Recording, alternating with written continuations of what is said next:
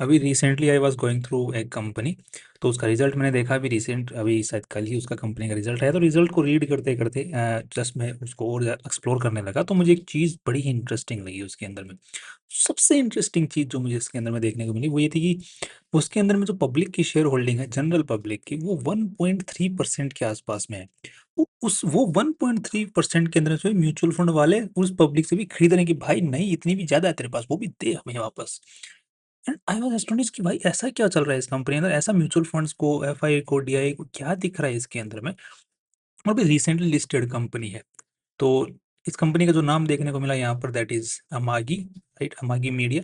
अभी रिसेंटली जनवरी के अंदर में लिस्ट हुई है 2026 के अंदर में ही। एंड अभी जो प्राइस चल रहा है इस कंपनी का, लगभग 8,500 करोड़ की ये कंपनी है, और 400 के आसपास का इसका शेयर प्राइस है, और 300 के आसपास का पी रेशियो है। तो मोस्टली लोग जो होते हैं यूजुअली वो पी रेशियो, पीबी रेशियो देखने के बाद में रुक जाते हैं।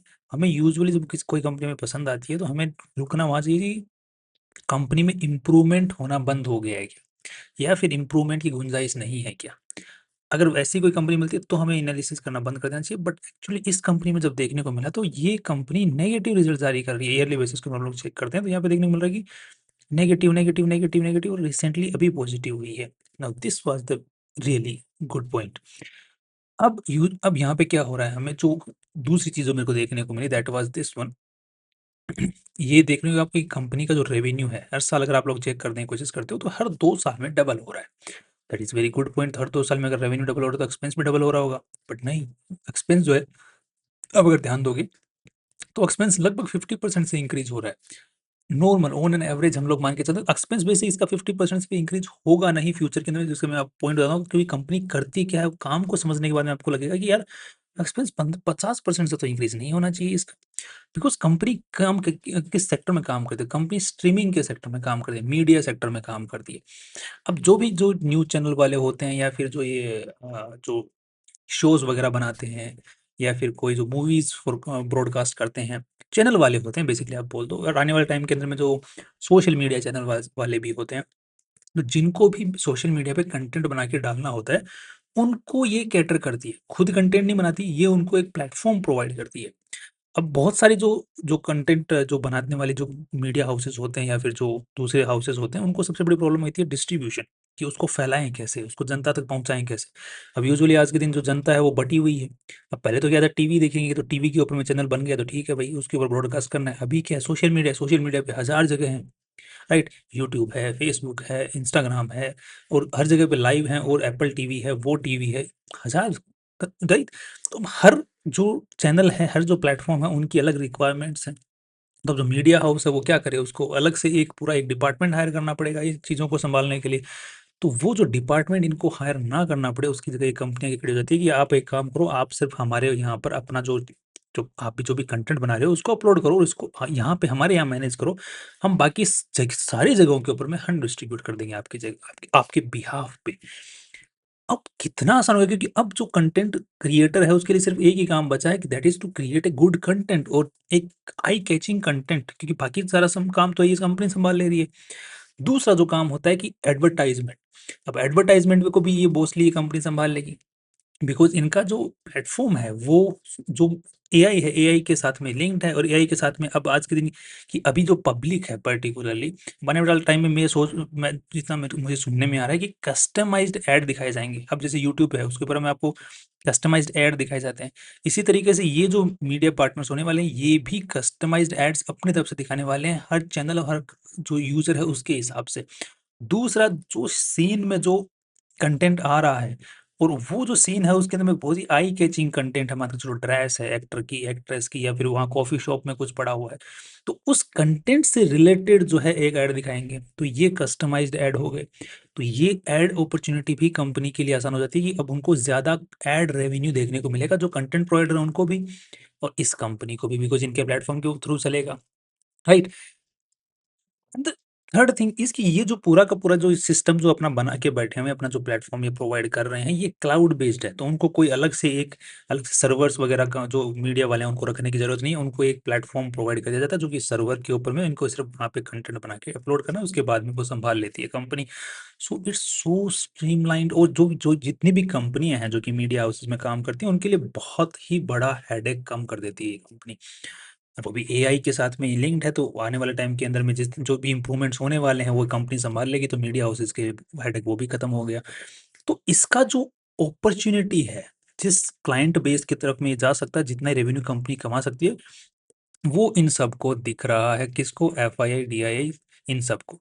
बाकी रिसेंटली भी प्रमोटर्स उनकी होल्डिंग काफ़ी कम हो गई है, बिकॉज़ आईपीओ ये लेके आए थे, तो उसके बाद में यूजुअली जो कंपनियाँ बड़ी होती हैं, भारी होने वाली होती हैं, तो उनके अंदर में प्रमोटर्स अपना अच्छा खासा स्टेक ऑलरेडी लूज़ कर देते हैं। बाकी बाद में वापस कैच अप करना चालू कर लेते हैं।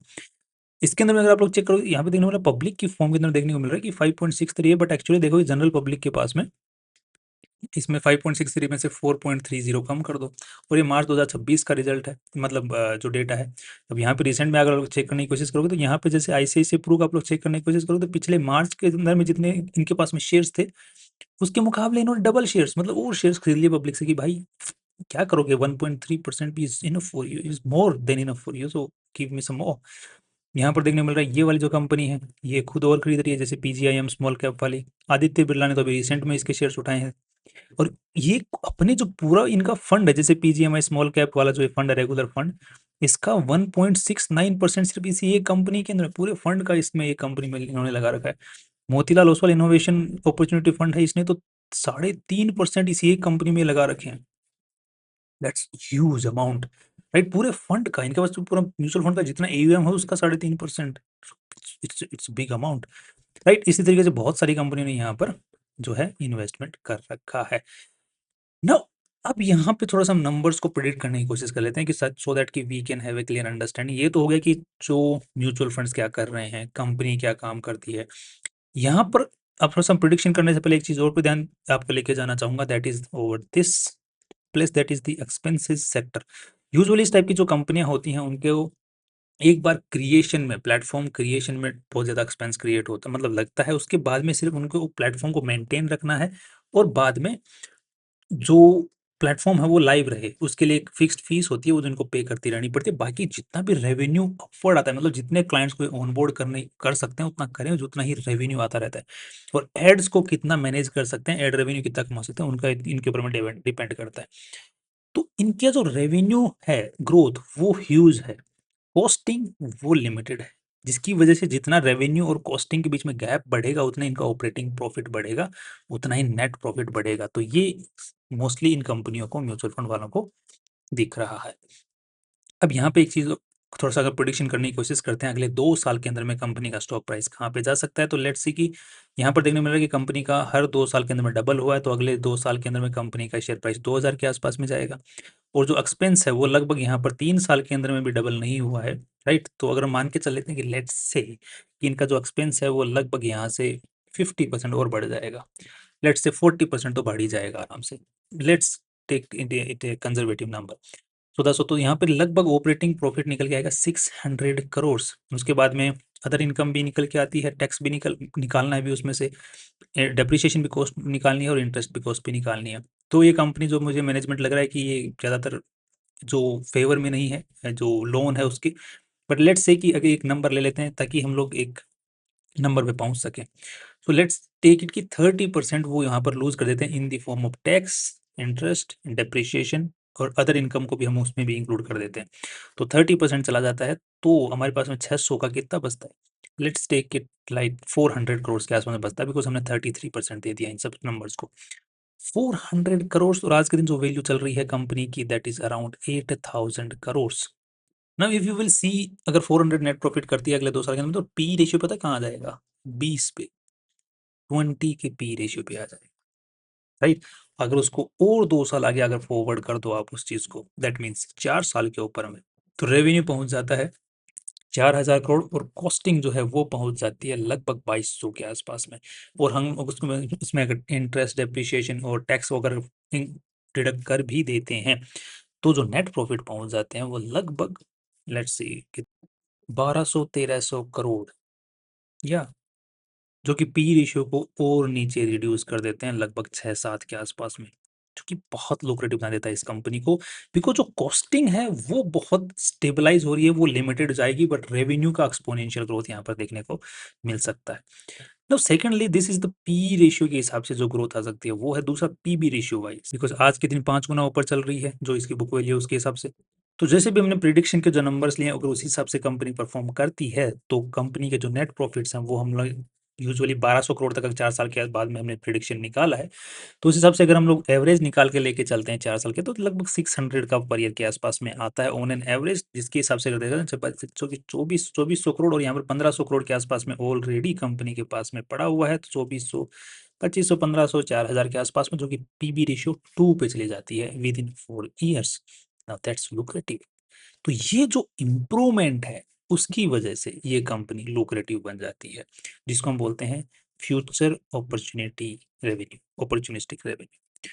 ये मैंने वर्ड इजाद किया है, पता नहीं है कि नहीं, बट या बट मैं इस कंपनी के अंदर मुझे जो जो जितना मैंने इसके ऊपर एनालाइज एनालाइज किया जितना भी इसको, मैंने और भी काफ़ी सारी चीज़ें देखी हैं इनकी वेबसाइट पे जाके, इनके जो जो जो भी इनका डेटा इन्होंने पब्लिश किया हुआ है उसके ऊपर में जाके, तो मुझे ये पर्टिकुलर कंपनी काफ़ी पसंद आ रही है। बाकी फ्यूचर में किस तरीके से परफॉर्म करने वाली है वो तो देखने की बात होगी, बट आज के हिसाब से जिस जो डेटा आज के दिन अवेलेबल है और जो फ्यूचर हम लोग मान के चल रहे हैं कि जिस तरफ दुनिया जा रही है, उस हिसाब से कंपनी अच्छी लग रही है और हाई ग्रोथ लग रही है। दूसरा, इसके अगर हम लोग चार्ट को भी चेक करने की कोशिश करते हैं तो यहाँ पर रिसेंट में जो आईपीओ आने के बाद में कंपनी का स्टॉक थोड़ा बहुत नीचे गया, बिकॉज पूरा स्टॉक मार्केट ही नीचे गया था तब। उसके बाद में वापस अच्छा खासा ऊपर आया, वापस एक लेवल के ऊपर में आके स्टेबलाइज हो रहा है। अब दैट्स लुक्रेटिव। यूजुअली जो आईपीओ में लिस्टेड कंपनियां होती हैं वो जब आईपीओ होता है तब एक हाई बनाती हैं, फिर थोड़ा बहुत नीचे जाती हैं और फिर वापस जब ऊपर आकर के एक बेस बनाती हैं जो कि पहले पहले के हाई के ऊपर है, तो वो एक एक्सपोनेंशियल ग्रोथ देने का साइन होता है उन कंपनियों का। तो it's looking good in the longer term, shorter term as well. So क्या अब थर्ड एक जो लास्ट हमारी चीज जो हम जो डिस्कस करते हैं दैट इज कि एक साथ में पूरा पैसा लगाना इस वक्त सही है अगर मुझे इस कंपनी में बैट लेना है तो। मुझे लग रहा है कि जिस तरीके से नंबर्स हैं उस तरीके से देख के लग तो रहा है कि यस, यहाँ पर अगर आपके पास में 1 लाख रुपए लगाने हैं, अगर आपको इस कंपनी में लग रहा है कि 1 लाख रुपए मैं लगाना चाहता हूँ, तो 70,000 यहाँ पे लगाए जा सकते हैं, बाकी 30,000 यहाँ से 50% अगर नीचे जाती है, बिकॉज अगर टूटेगी तो फिर ठीक ठाक टूटेगी, बिकॉज अभी क्योंकि यूजुअली अभी ये जो है पूरी की पूरी फोकस्ड है फ्यूचर के आने वाले रेवेन्यू के ऊपर में, तो अगर वो होप टूटेगी तो 50% तो आराम से टूटेगी, ये टूटेगी तो बाकी ये जो 30,000 है वो तब लगा सकते हैं, राइट। एंड आई थिंक लगाने के बाद में ज़रूरत भी नहीं पड़ेगी, बिकॉज बहुत ज़्यादा नेगेटिविटी आ जाएगी तो 50% भी नहीं रहेगा। बाकी अगर इस अपॉर्चुनिटी कॉस्ट को अगर ग्रैब करना है तो आई थिंक 70% के आसपास में अभी, बाकी 30% के आस 30,000 जो है वो 50% के आसपास में एवरेज किया जा सकता है if by any reason it goes down. अगर नेगेटिव रीजंस की वजह से डाउन जाती है तो फिर एवरेज करने की जरूरत भी नहीं है, right. So this is my approach in this company. बाकी आपको कोई भी अपना फाइनल डिसीजन बनाना है रियल में पैसा लगाने के बारे में, तो वो अपने फाइनेंशियल एडवाइजर पूछ के और रिसर्च करने के बाद में ही बनाना है। This was just a limited review from my side on this company. Finally see you tomorrow.